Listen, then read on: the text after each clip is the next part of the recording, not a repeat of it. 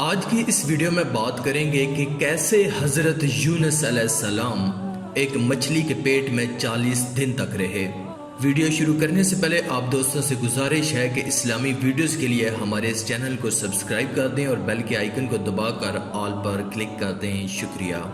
اللہ تبارک و تعالیٰ نے قرآن کریم میں ایک سورت نازل فرمائی جس کا نام ایک نبی کے نام پر سورہ یونس رکھا گیا۔ حضرت یونس علیہ السلام اللہ تعالیٰ کے برگزیدہ بندے اور نبی تھے۔ ان کی قوم عراق کے ایک مشہور مقام نینوا میں رہا کرتی تھی۔ ان کی ہدایت کے لیے اللہ تعالیٰ نے حضرت یونس علیہ السلام کو مبعوث فرمایا۔ حضرت یونس علیہ السلام نے ان کو ایمان کی دعوت دی تو انہوں نے ایمان لانے سے انکار کر دیا۔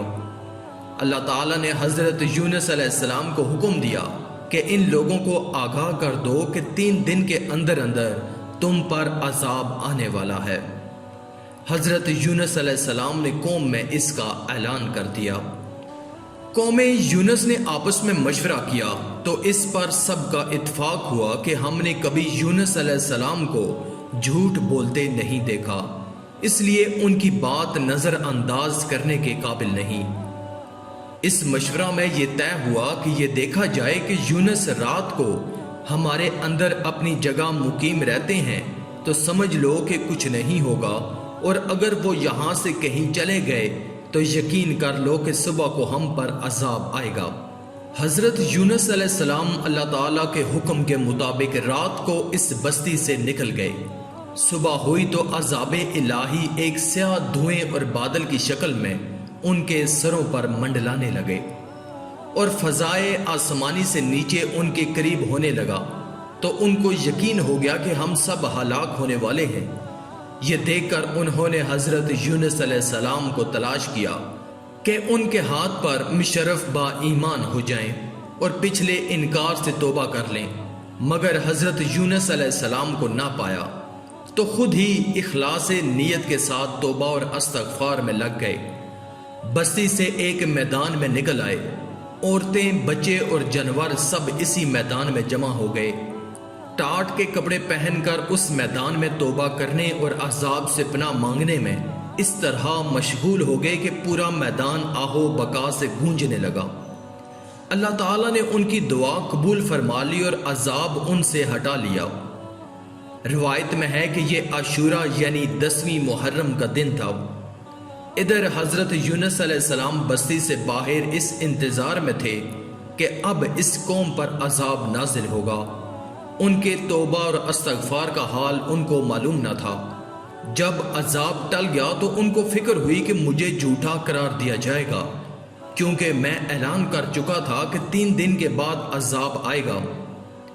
اس قوم میں قانون یہ تھا کہ جس شخص کا جھوٹ معلوم ہو اور وہ اپنے کلام پر کوئی شہادت نہ پیش کرے تو اس کو قتل کر دیا جاتا تھا۔ حضرت یونس علیہ السلام کو فکر ہوئی کہ مجھے جھوٹا قرار دے کر قتل کر دیا جائے گا۔ انبیاء ہر گناہ سے معصوم ہوتے ہیں مگر انسانی فطرت اور طبیعت سے جدا نہیں ہوتے۔ اس وقت حضرت یونس علیہ السلام کو طبی طور پر یہ ملال ہوا کہ میں نے بحکم الہی اعلان کیا تھا اور اب میں اعلان کی وجہ سے جھوٹا قرار دیا جاؤں گا اور اپنی جگہ واپس جاؤں تو کس منہ سے جاؤں اور قوم کے قانون کے مطابق قتل کیا جاؤں۔ اس رنج و غم اور پریشانی کے عالم میں اس شہر سے نکل جانے کا ارادہ کر کے چل دیے، یہاں تک کہ بحر روم کے کنارے پر پہنچ گئے۔ وہاں ایک کشتی دیکھی جس میں لوگ سوار ہو رہے تھے۔ حضرت یونس علیہ السلام کو ان لوگوں نے پہچان لیا اور بغیر کرائے کے سوار کر لیا۔ کشتی روانہ ہو کر جب دریا کے سینٹر میں پہنچ گئی تو اچانک ٹھہر گئی، نہ آگے جاتی ہے اور نہ پیچھے جاتی ہے۔ کشتی والوں نے کہا کہ جب اس میں کوئی ظالم گناہگار بھاگا ہوا غلام سوار ہو جاتا ہے تو یہ کشتی خود بخود رک جاتی ہے۔ اس آدمی کو ظاہر کر دینا چاہیے تاکہ ایک آدمی کی وجہ سے سب پر مصیبت نہ آئے۔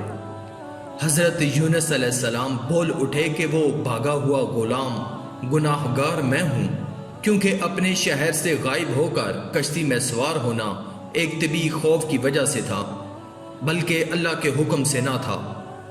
اللہ کے حکم کے بغیر اس طرف آنے کو حضرت یونس علیہ السلام کی پیغمبرانہ شان نے ایک گناہ قرار دیا کہ پیغمبر کی کوئی نقل و حرکت اللہ تعالیٰ کی رضا کے بغیر نہیں ہونی چاہیے تھی۔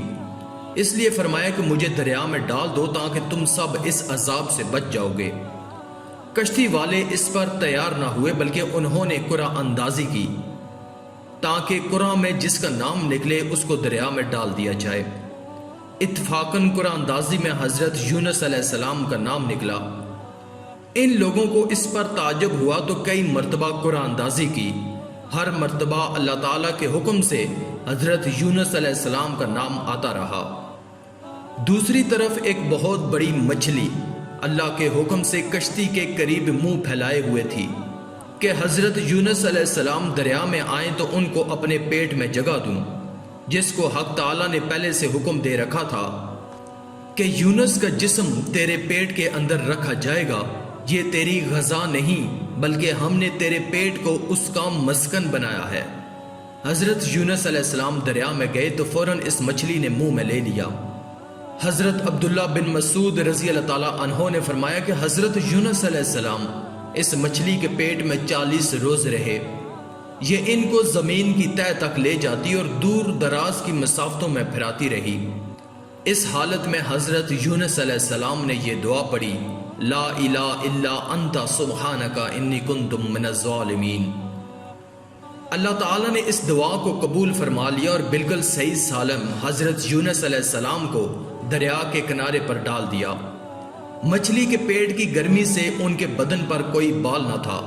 اللہ تعالیٰ نے ان کے قریب ایک کدو کا درخت اگا دیا جس کے پتوں کا سایہ بھی حضرت یونس علیہ السلام کے لیے ایک راحت کی چیز بن گئی، اور ایک جنگلی بکری کو اللہ تعالیٰ نے حکم فرما دیا کہ وہ صبح و شام ان کے پاس آ کھڑی ہوتی، وہ اس کا دودھ پیتے۔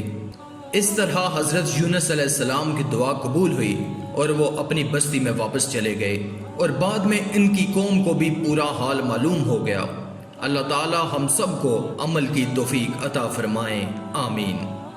آج کی اس ویڈیو میں تھا بس اتنا ہی۔ مزید اسلامی ویڈیوز حاصل کرنے کے لیے ہمارے اس چینل کو سبسکرائب کر دیں اور ساتھ میں موجود بیل کے آئیکن کو دبا کر آل پر کلک کر دیں۔ شکریہ۔